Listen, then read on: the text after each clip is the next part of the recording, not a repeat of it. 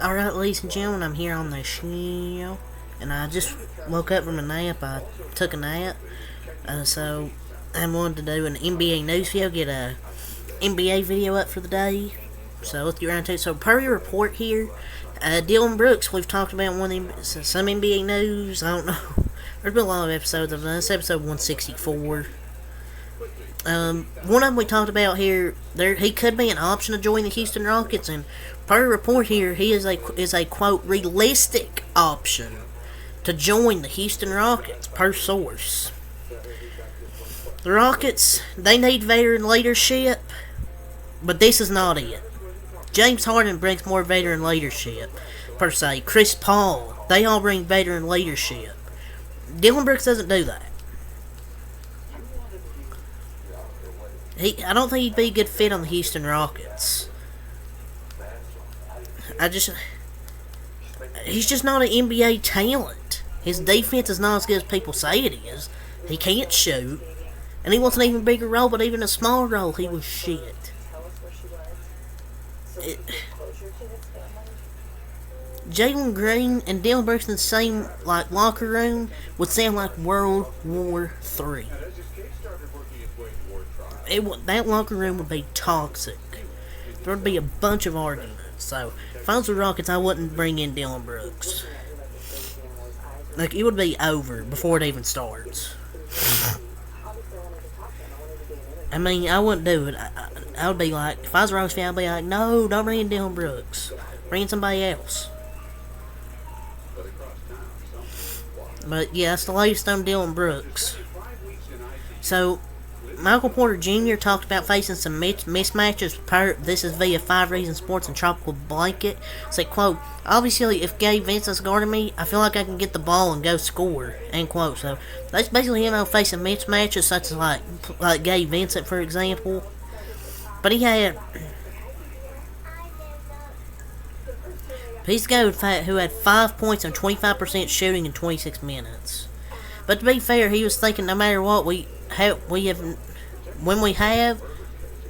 we ever seen this man pass up a chance to shoot some bullshit, whenever he gets the ball, he immediately shoots. The second he touches the ball, it's out of his hands. He shoots. His defense hasn't really been good either. He's been pretty bad so far to start these finals, in my opinion. But yeah, or you could pass one of these this to one of these open guys here. Look at this play here. Instead of passing it to Mr. Jokic, Mr. Gordon, while Kevin Love's on the ground, or Mr. Murray, he takes a jumper. You gotta be smarter in those situations. At 6'10", and how tall is Gabe Vincent? Like 6'2". I would hope he'd be able to score over him. And he's gonna have to actually do that in Game 3. You're gonna have to step up and score. You're gonna have to help Mr. Jokic and Mr. Murray if they want to win next game. We've talked about this before a few weeks ago, but this is part of the Athletic and Alex Schiffer. In case you don't know who he is, he's a Brooklyn Nets beat writer. And the Brooklyn Nets aren't interested in trading Mikal Bridges. We've talked about this before, how they aren't interested in trading him, and they still aren't interested. And this is like the third time this has been said. We know. It's literally the same shit, same thing over and over and over. Yada, yada, yada. And this is a correct decision. I think he's shown potential as the lead option. He's one of the best wing defenders, I think, in the league. And he has an incredible level of durability. I guess you could say, if you're committing to him as your number one option, you'll stay mediocre. Which, maybe that's true. But he carried that team. So, I think he's one of the best two-way players in the league. Per Jake L. Fisher, Shaedon Sharpe is off limits in all trade talks regarding the number 3 overall pick. Which is not a surprise. I figured he would be off limits in the trade talks if teams wanted to trade for him. I just didn't think it would happen. I mean, he's one of their best young players. He showed potential in the games he played last year. And there goes some trade packages maybe, but that's trade packages the Blazers maybe don't want. They don't want to trade one of their young players, and the prize he should be. I think he's gonna be nice there. I really do, because Damian Lillard probably wants to keep him on that team. But they may not trade the pick at all. They may draft whoever's at 3. But the kid's super talented, and you got to see what he did towards the back end of the year. Was like.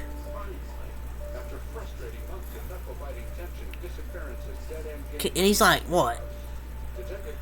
I don't know how old he is. He's like 18, 19, something like that. Chauncey's going to get him right.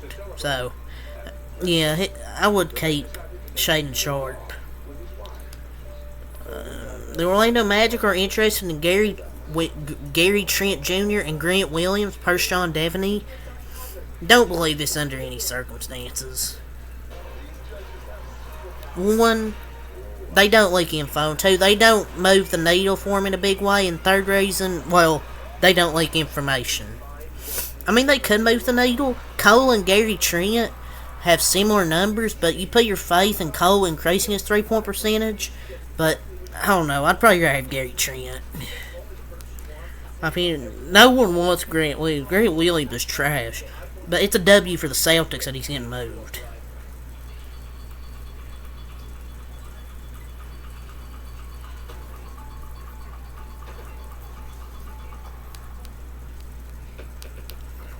But I feel like you should try and get there and get Gary Trent Jr. instead of Grant Williams.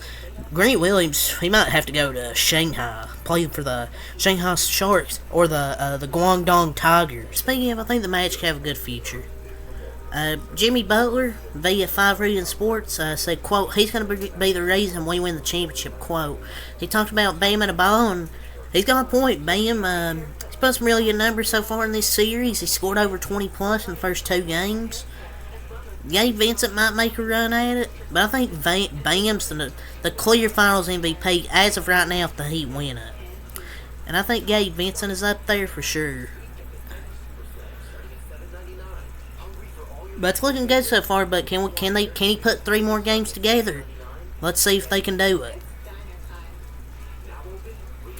Tyler Hero, he's still not clear to play per 5 Reasons Sports, and that's not a surprise.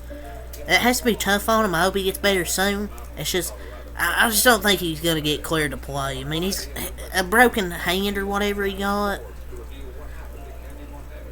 I just don't think so. Just say he's out for the season. There's no way he's coming back.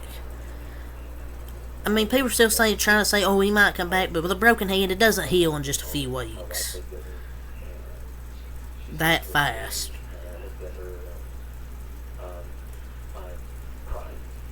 So the Lakers insider doesn't think the team will sign Anthony Davis to an extension this summer. I mean, health might be the biggest factor, but he played more games than, like, say, Steph, Kawhi, PG, KD, Jimmy, Kyrie this year. Well, PG and Kawhi getting slander, which they deserve. They low match all year, just not be healthy in the playoffs, which makes no sense. And Kyrie's a nutcase. Steph, they raced him a few games, and he gets injured sometimes. I don't know. There's a 100% chance to re-sign him. I don't think health will be a factor, like people would say. Well, I mean, why wouldn't you? Why wouldn't you sign him back? He can't stay. I mean, he can't stay healthy for a whole season, but he was really healthy most of the year, and he was healthy in the playoffs. He's a great player. I would sign him back personally. They're not extending him for sure. The worst case scenario is they end up trading him down the line if he fails to live up to the expectations. All indications, they suggest the Hornets are leaning towards drafting Brandon Miller with the number 2 overall pick per Kevin O'Connor. This is a big mistake in my opinion.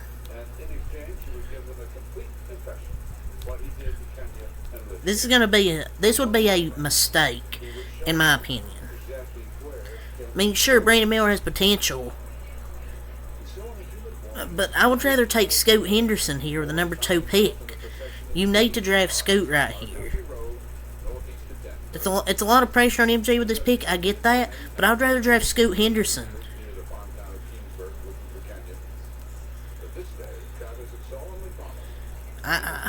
It's a huge mistake. And some people will disagree, and that's fine. You can disagree if you want. But I would rather have Scoot Henderson than Brandon Miller. I just don't think Brandon Miller's all that good. Like, sure, he was really calm and collective after that incident where he gave that guy the gun, he shot, that woman killed her. But I just don't like his character. I would rather take Scoot Henderson. I think he's the better player and just a better human being. Shannon Sharpe talked about Coach Spo, quote, he's a top 3 or 4 coach in the NBA as we talk, but I'm not giving him credit for what happened in Game 2. Shannon Sharpe on Coach Spo v. the Undisputed.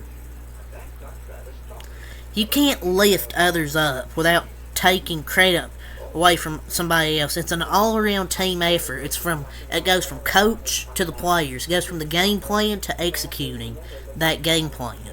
So you can't just give somebody the credit and then you can't give just the players credit. And what does he mean top 3 or 4 coach? Who's better than Coach Spoelstra? Maybe, but I'll take Spo over him as Pop hasn't had a meaningful playoff series since 2017. Pop's probably the best coach of all time, but one is kind of coaching a G League team and trying to lose, and the one coaching a contender. So, but he has an untrained eye for basketball. What a casual, just hating at another level and an L take. Because who's better than Coach Spoelstra? Dwight Howard, quote, I'm not retiring for the NBA just yet. I would like to help the Sacramento Kings contend for a title, end quote. Give it up, fam. It's over. Just stay there in Taiwan for the Taiwan Leopards. He he can be a role player, maybe. I think he would accept that role because he did it in 2020 and 2022. So I think he'd be fine with being a role player. Just why the Kings, though? Maybe because they need rim protection? But they could actually use a rim protector. Mario Chalmers picks the Denver Nuggets to beat them, maybe in the NBA Finals. Stop interviewing Mario Chalmers and quoting him. Nobody cares. Nobody cares. Ben Simmons on Instagram, he shares that he's back on the court.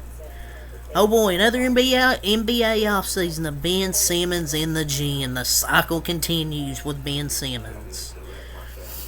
Nick Wright, he's a candidate to replace Shannon Sharpe on Undisputed. Oh Lord, oh joy, oh joy. Another reason not to watch Undisputed.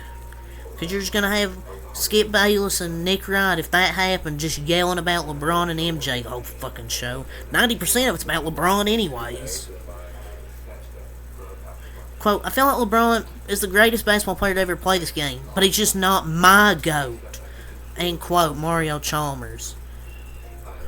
No one knows what it means. It gets people going. It gets the conversation going. It just doesn't even make any sense. Like, how's this make any sense? How do you say he's the greatest player to ever play this game, but he's just not my GOAT? I don't think he's the GOAT. He's not my favorite. But how does Mario Chalmers say he feels like he's the greatest basketball player to ever play this game, but he's not my GOAT? What does that fucking even mean? B. Wood said, who's going to be the defender? This team doesn't even fit together on paper. So, yeah, there's talks about Kyrie trying to recruit LeBron to Dallas. Yeah, where would the defense be here? Luka, Kyrie, LeBron, where would the defense be here? The defense, I don't think, would be good. The offense would be good, but their defense would be trash. So the NBA Finals, Game 1 total TV viewership numbers in the last 4 finals. 2020 was 7.69 million. 2021 was 8.70 million. 2022 was 11.90 million, 11 million, and 2023 11.58 million. So people said the ratings would be lower this year than, say, the 2020 and 21 finals. Looks like the ratings are doing just fine to me. 11 million compared to like 2020, 7 million, and 2021, 8 million. What about everyone saying nobody's watching the finals? Yeah. Okay. Steve Kerr applauds the players on the Miami Heat for accepting their roles. Quote, now those guys on Miami are sitting, they're saying, well, I didn't play your man, they put in so-and-so, they're just about winning via the Draymond Green show. Yeah, Kaminga, he's talking to you, buddy. How about we play our young players, role players like that? But yeah, that's the end of this first NBA news. Until next time, Peace.